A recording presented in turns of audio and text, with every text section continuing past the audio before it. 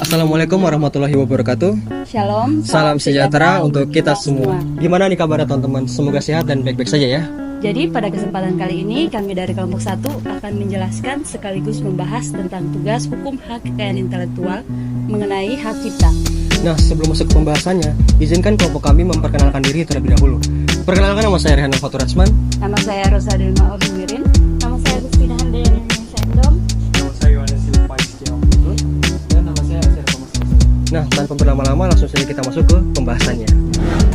Untuk pengertian hak kekayaan intelektual secara garis besar adalah hak yang diberikan kepada seseorang atau sekelompok orang atas karya ciptaannya. Hak ini dimaksudkan untuk melindungi hasil olah pikir manusia dalam menciptakan produk, jasa, atau proses yang berguna untuk masyarakat. Berikutnya yaitu sejarah hak kekayaan intelektual atau HKI.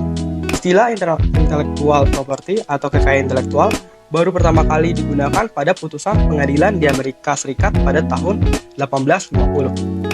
Secara historis, peraturan perundang-undangan di bidang kekayaan intelektual di Indonesia telah ada sejak tahun 1840. Pemerintah kolonial Belanda memperkenalkan undang-undang pertama mengenai perlindungan kekayaan intelektual pada tahun 1844. Selanjutnya, pemerintah Belanda mengundangkan undang-undang merek pada tahun 1885.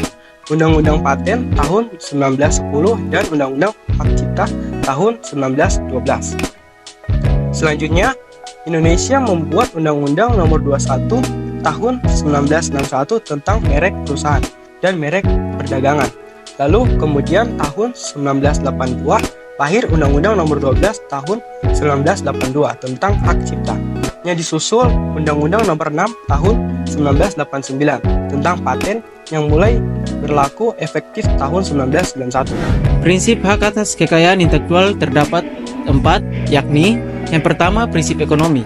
Dalam prinsip ekonomi, hak kekayaan intelektual berasal dari karya kreatif manusia yang memiliki manfaat ekonomi bagi pemilik hak.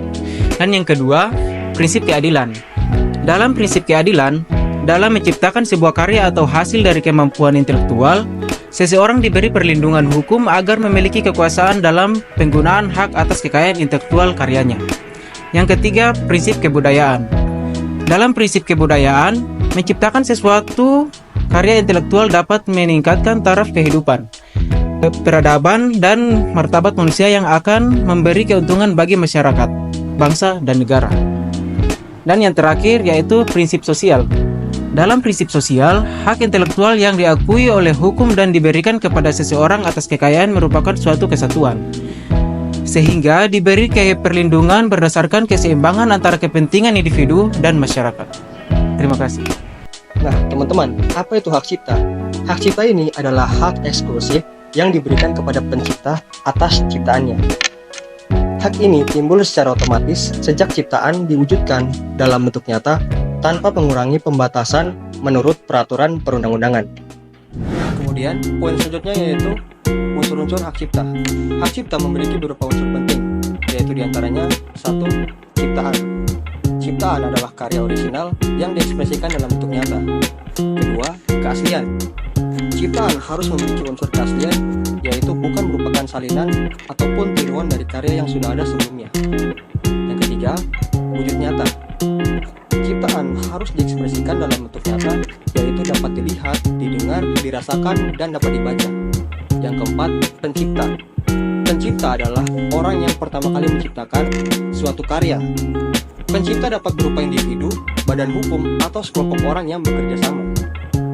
Yang kelima, hak eksklusif. Pemegang hak cipta memiliki eksklusif atas ciptaannya. Kemudian yang terakhir, keenam, perlindungan hukum. Hak cipta dilindungi oleh hukum di Indonesia, yaitu ada di Undang-Undang Nomor 28 Tahun 2014 tentang hak cipta. Poin berikutnya adalah fungsi hak cipta. Secara garis besar, hak cipta berfungsi untuk menghargai suatu karya atau pencipta dan mendorong pencipta karya tersebut untuk menghasilkan karya baru. Adapun fungsi dari pelaksanaan hukum hak cipta adalah untuk melindungi hak eksklusif, hak moral, dan ekonomi bagi pencipta karya. Ini saya akan menjelaskan mengenai 3 poin tersebut. Yang pertama yaitu hak eksklusif. Apa itu hak eksklusif? Jadi hak eksklusif adalah hak pencipta karya untuk mengontrol mekanisme kepemilikan juga distribusi dari karyanya. Ini berarti siapapun yang ingin menggunakan, menyalin, memperbanyak, dan menjual suatu karya cipta harus mendapat izin terlebih dahulu dari penciptanya. Yang kedua, yaitu hak moral. Hak moral berarti walaupun karya tersebut telah dibeli, pembeli harus tetap mencantumkan nama pencipta karya. Hak moral juga membuat karya akan selalu lekat dengan siapapun penciptanya. Dan poin yang ketiga atau yang terakhir yaitu hak ekonomi. Hak ekonomi berarti pencipta karya berhak mendapatkan imbalan ekonomi dari pihak-pihak yang menggunakannya, di mana pihak yang ingin menggunakan karya tersebut dapat menjadi pemegang hak cipta dengan izin pencipta melalui perjanjian. Poin kelima, perpanjangan waktu hak cipta. Di Indonesia, hak cipta atas suatu karya dilindungi selama 70 tahun sejak pencipta meninggal dunia. Perpanjangan waktu hak cipta dapat dilakukan, diantaranya yang pertama, atas permintaan ahli waris pencipta, dengan jangka waktu paling lama 70 tahun. Yang kedua, untuk karya anonim, pseudonim, dan karya sinema, perpanjangan waktu hak cipta dilakukan selama 70 tahun sejak tanggal publikasi karya.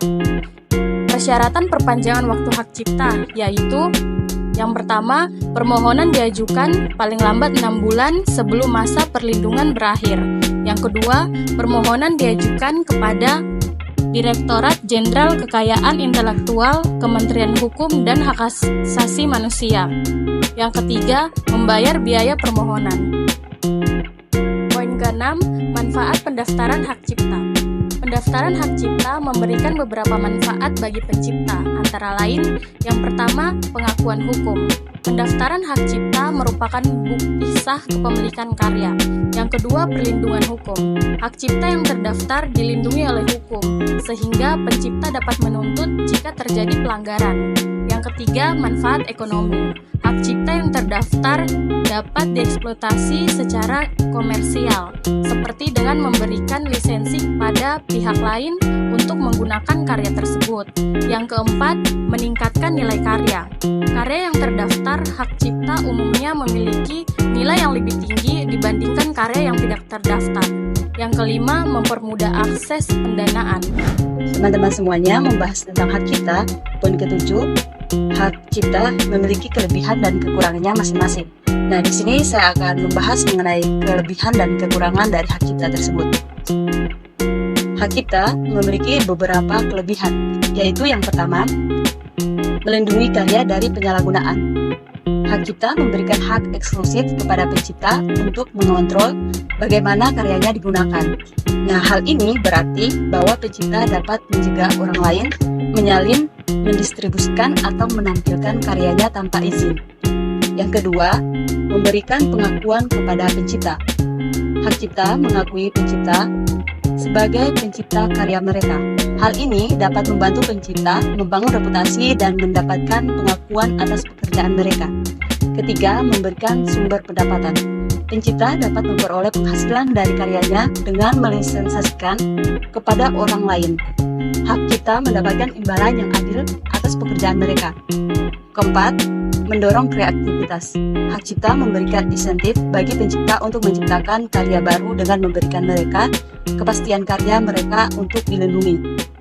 Kelima, meskipun hak cipta memiliki banyak manfaat, ada juga beberapa kekurangan yang perlu dipertimbangkan, yaitu yang pertama mengenai biaya. Mendaftarkan karya untuk hak cipta bisa mahal, terutama bagi pencipta kecil. Kedua, kompleksitas. Hak cipta bisa kompleks dan sulit dipahami.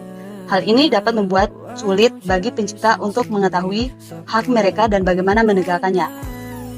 Ketiga, keterbatasan. Hak cipta tidak melindungi semua jenis karya, misalnya ide, fakta, berita tidak dilindungi oleh hak cipta. Keempat, durasi. Hak cipta hanya berlaku untuk waktu tertentu. Setelah masa kadaluarsa, karya tersebut memasuki domain publik dan dapat digunakan oleh siapa saja tanpa izin. Kelima, potensi penyalahgunaan. Hak cipta dapat disalahgunakan untuk membatasi akses informasi dan budaya. Hal ini dapat berdampak negatif pada pendidikan dan penelitian. Poin ke-8, terdapat beberapa contoh produk yang dapat dilindungi oleh hak cipta. Yang pertama yaitu karya tulis. Di dalamnya terdapat buku, artikel, puisi, cerita, pendek, naskah film dan drama, lagu, dan lirik lagu, perangkat lunak. Yang kedua ada karya seni, terdapat lukisan, patung, foto, desain grafik, dan arsitektur. Ketiga ada produk audiovisual, terdapat film, video musik, acara TV, permainan video. Yang keempat terdapat produk lain yaitu ada desain industri, fashion, dan juga merek dagang. Nah, penting untuk diingat bahwa tidak semua produk dapat dilindungi oleh hak cipta. Hak cipta hanya berlaku untuk karya kreatif yang diekspresikan dalam bentuk yang berwujud. Dengan ini, kesimpulan yang dapat kami ambil mengenai hak cipta bahwa hak cipta memberikan perlindungan hukum kepada pencipta atas karya intelektual mereka. Dan juga, hak cipta memastikan agar pencipta mendapat pengakuan dan kontrol atas karya mereka dalam jangka waktu tertentu. Demikian tugas video kami, kurang lebihnya mohon maaf. Burung Irian, Burung Cendrawasih. Cukup sekian dan terima kasih. Dadah!